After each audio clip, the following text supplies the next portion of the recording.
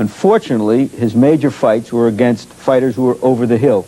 Joe Walcott twice, Ezra Charles twice, Archie Moore once, and Charles and Moore were better light heavyweights than heavyweights. But he was a good fighter, a terrific fighter. After Marciano had retired, that pretty much left the spotlight to a guy by the name of Ray Robinson, who almost single-handedly took care of all the lower weights. In 1957, at the age of 36, Robinson stepped into the ring as the middleweight title holder against a very tough customer from Utah by the name of Gene Fulmer. Fulmer came into that fight with a 37-3 record, and more importantly, had never so much as been knocked down. January 2nd, 1957. Middleweight champion Sugar Ray Robinson took on a hungry 25-year-old native of Utah, Gene Fulmer. The challenger had never been knocked down, and he was upset over a 3-week postponement by Sugar Ray due to a virus. Sugar Ray Robinson was a boxer without peer in his era. He had captured the public's imagination, and he reaped the financial rewards. Sugar Ray would receive $140,000 for this battle with Gene Fulmer. He insisted on the challenger's take of $20,000. Fulmer was a very bitter man. In round 6, Robinson, in white, is involved in a rare rough-and-tumble title fight. Fulmer is throwing everything at Ray but the referee. Robinson is wrestled out of the ring. Referee Ruby Goldstein wipes Ray's glove. It looks as if Ray's in for a long, tough evening. Here in round 15, champion Robinson is tired and bloody. Fulmer's constant rough and bullying tactics have worn Ray completely down.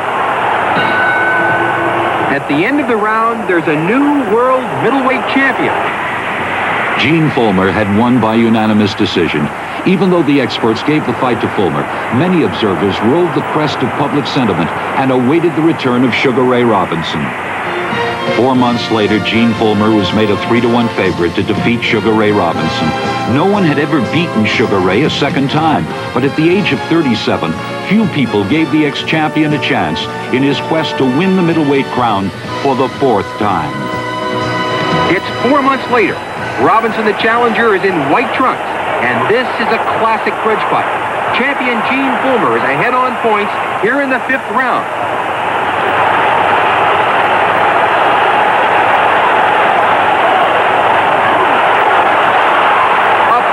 Timed ripping left hook by Robinson. That crushing punch was delivered like a bolt of lightning. Fulmer is knocked out for the first time in his career. When Gene Fulmer rose from the canvas, he wearily asked his manager why the fight was stopped. Robinson's picture-perfect left hook not only knocked the sense out of Fulmer, it also aroused a nation delirious over his celebrated comeback. In his locker room after the fight, welterweight champion Carmen Basilio challenged Sugar Ray for the title he had won for the 4th time. September 23rd, 1957, Sugar Ray demanded that Basilio surrender 5% of his purse. Sugar Ray went on strike for 9 days, insisting on a $255,000 TV guarantee. Basilio called Robinson an arrogant and greedy man. Middleweight champion Ray Robinson, in white trunks, is after the smaller Basilio here in round 11. Robinson is throwing everything at Basilio as Ray pulls out all the stops, looking for a knockout.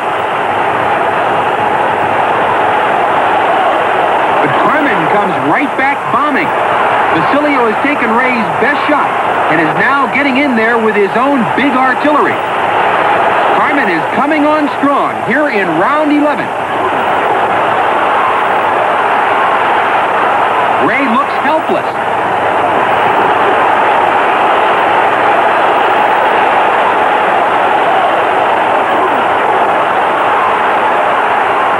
But unbelievably, Robinson is coming back. What a great round.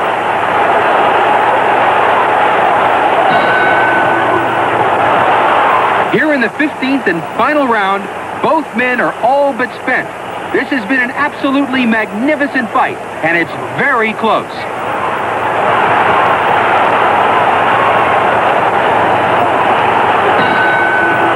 Both men congratulate each other. Carmen Basilio was given a split decision and proclaimed middleweight champion of the world. Immediately, there was talk of a rematch. Sugar Ray Robinson awaited the ultimate challenge.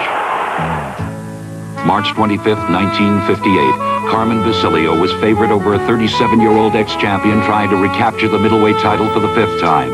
Sugar Ray Robinson was in store for the fight of his life, and 18,000 fans in Chicago Stadium were treated to one of the most memorable battles in boxing history. Middleweight champion Carmen Basilio in black trunks has been pressing the fight. But here in round 10, Carmen's left eye is almost closed.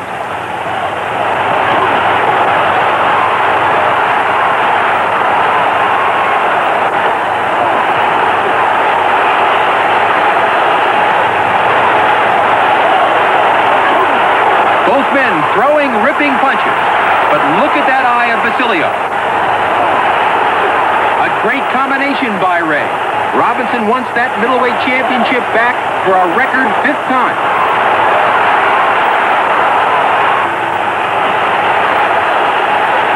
Ray seems extra sharp here in round 11. Ray knows he's ahead and he wants to build on that lead. Champion Carmen Basilio can't see properly. Carmen's left eye has taken a terrible battering, but Basilio is still in there bombing.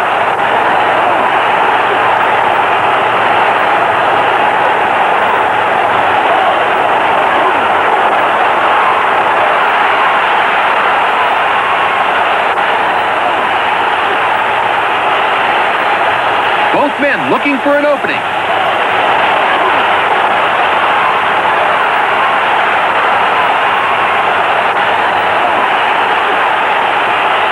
There's no let up between these two old-time greats. Robinson is putting on a dazzling display of punches.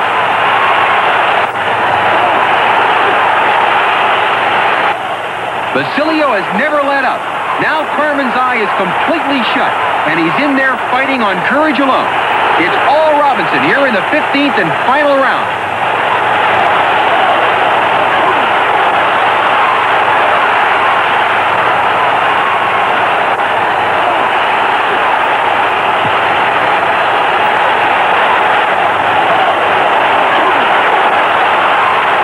Robinson going after Basilio. Just look at Carmen's battered face.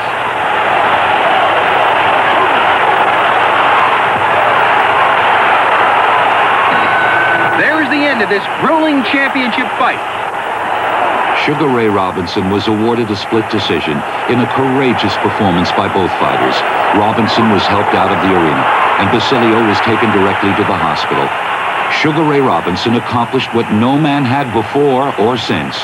He was middleweight champion of the world for the 5th time. On December 10th, 1965, Sugar Ray Robinson hung up the gloves for the final time after 25 years and 201 professional fights.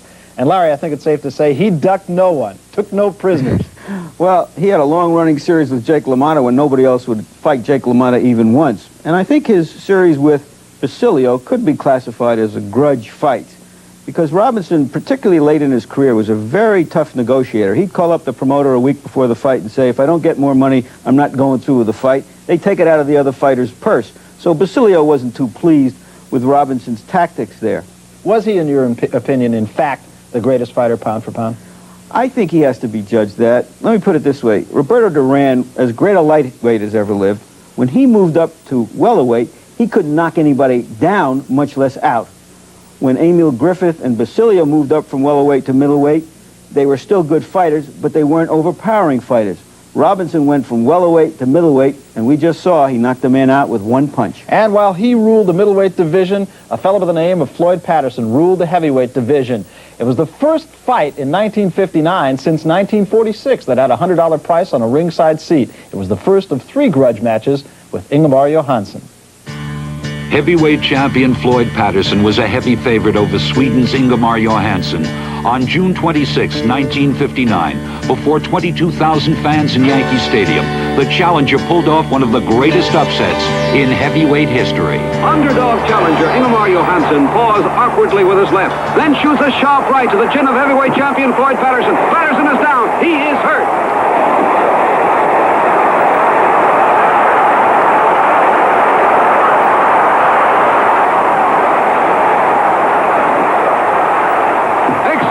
Point out that Johansson used the same thunder right to take out Eddie Machen 7 months prior to this fight. That powerful right-hand punch didn't knock Patterson out, but it was the single blow that sent him ultimately to defeat.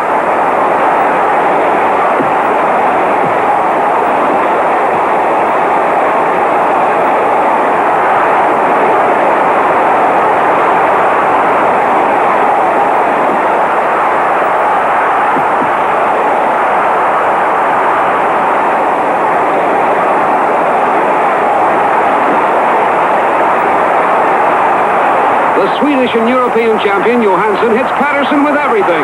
Patterson tries to fight back, tries to stay low and inside, tries desperately to hold on to his championship. But Johansson has the game Floyd Patterson, and Johansson knows it. Floyd Patterson was sent to the canvas 7 times, and the fight was stopped at 57 seconds of the 3rd round. It was a brutal display of punishment, and shockingly, Ingemar Johansson was the new heavyweight champion of the world. Luckily, Floyd Patterson was guaranteed a 90-day return match from a clause in the contract. When promoter Bill Rosenson was put under investigation for faulty business practices, the second fight had to be postponed. 1 year later, with a new promoter, Irving Cohn, the fight was made. June 20th, 1960. Floyd Patterson was in the role of the underdog in a $2 million extravaganza. The soft-spoken Patterson resented the flamboyant Swedish champion and desperately wanted to regain his dignity and the heavyweight title. Challenger Floyd Patterson takes on heavyweight champion Ingemar Johansson. Patterson goes to work early, working with sharp hooks to the body and the head. Johansson trying to measure his man with his lethal right hand, but Patterson constantly moves to his right, away from Johansson's payoff punch.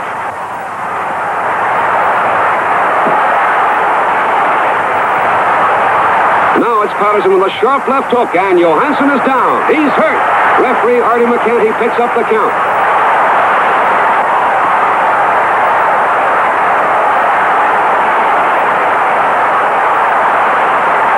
The champion Johansson here in round 5 tries to clear the cobwebs, but Patterson won't be denied. He remembers that Johansson knocked him out in 3 rounds in June of 1959. He wants to make history tonight. Patterson throws caution to the wind and pummels the big Swede with lefts and rights to the body and head, and then back to the body. Johansson is always dangerous, but is plainly hurt. He tries to hold on. Patterson is trying to coordinate his attack, waiting for the big opening.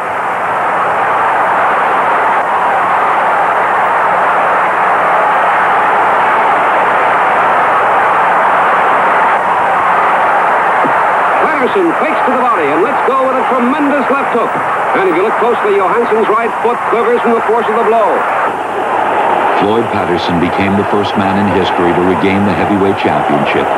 Few people will ever forget the fury behind his punches. After such a humiliating defeat, this magnificent comeback was a courageous display of talent and pride. After the last fight, there was some who said that Floyd Patterson was an overrated champion. Now, in view of last night's fight, does Floyd Patterson think that Johansson may have been an overrated champion? Definitely not. I wouldn't say so. Even if he was, I would never say anything derogatory about any fighter, being a fighter myself. But I definitely don't think that he was overrated.